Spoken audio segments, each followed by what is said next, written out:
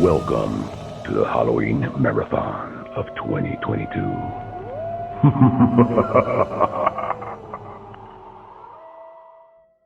What if you took Bloodborne, traveled back to the year 1998, and created that game with the technology of those times?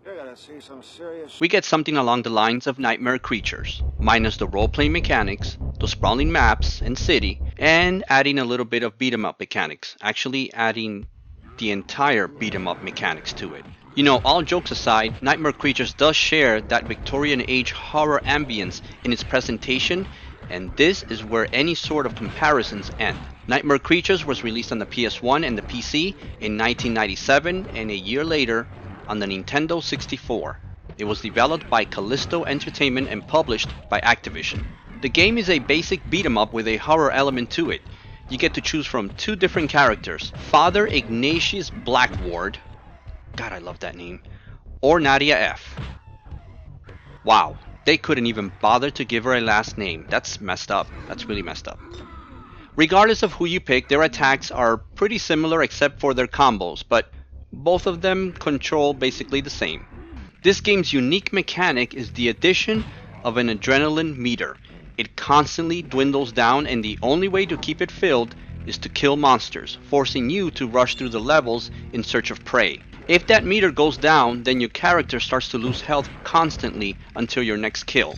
The combos are somewhat complicated to pull off, but if you do, the good thing is that the combo animation is pretty much locked in and can be broken by the enemies.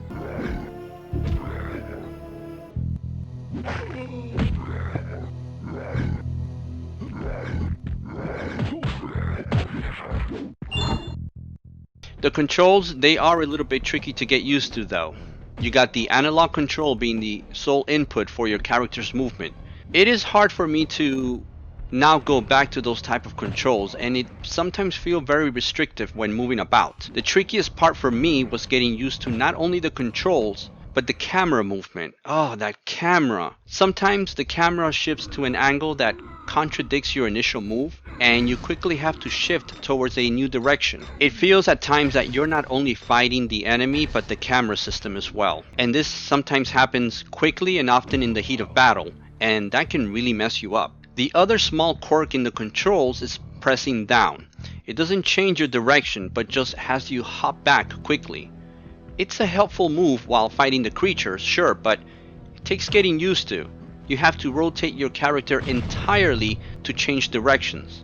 I'm sure there's maybe a combo or a way to have them shift direction instantly. I did it one time, I have no idea how I did it. But if it's that complicated, then it shouldn't be that way. The C buttons on the N64 controller can be used to block and also quickly slide from left to right. But they can also be used in conjunction with the attack buttons to pull off combos, and that's not an easy task. You have to master these controls if you want to survive, because the game, it's not easy, nor should it be. These monsters can be cheap mofos from time to time. They know when to block and when to attack and when to pull back. They aren't pushovers, at least most of them. The levels are very dark and eerie looking.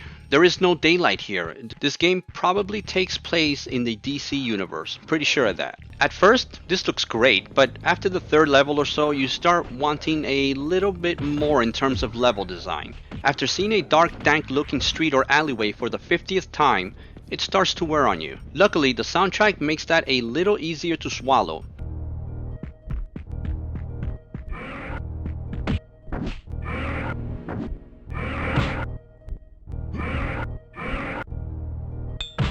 It gives the player a little bit of a sense that the next gate you come across or enemy you encounter could be your last. It is pulse pounding, it is eerie, it's not an amazing soundtrack, but it gets the job done, especially for a game like this. And what is this game? It's a beat 'em up, through and through, so don't expect to see a massive sprawling levels. It's very linear for the most part, with some levels branching off somewhat, but ultimately, the routes are constrained. You might have to push a lever or push a button here or there, but that's about as complex as it gets. So how does a game like this rank when looking at it in hindsight? Well, the graphics on the N64 are a bit more clean and with better frame rates than the PS1 version.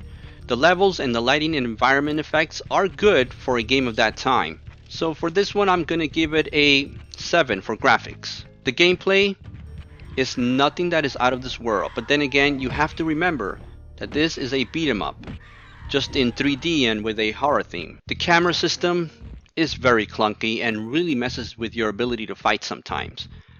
I fully understand this is an early 3D fighting beat 'em up game, but that camera system, it's like monkeys were in charge of controlling it. So based on all that, the gameplay gets a 5.